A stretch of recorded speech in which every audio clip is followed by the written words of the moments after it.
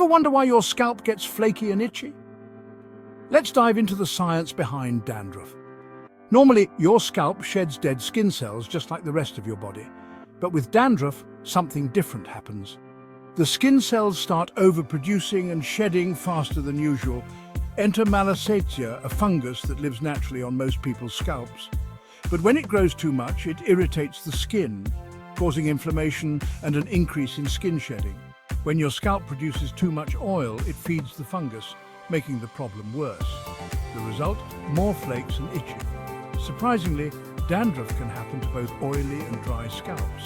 Too much oil can lead to flakiness, but if your scalp is too dry, it can also start shedding. Stress, poor diet, and skipping on scalp hygiene can make dandruff worse. So can seasonal changes or wearing hats for too long. Using the right shampoo, managing stress, and keeping your scalp clean can help keep dandruff in check. With the right care, you can say goodbye to those flakes. If you want more science-based answers to your everyday problems, hit that subscribe button. Your scalp will thank you.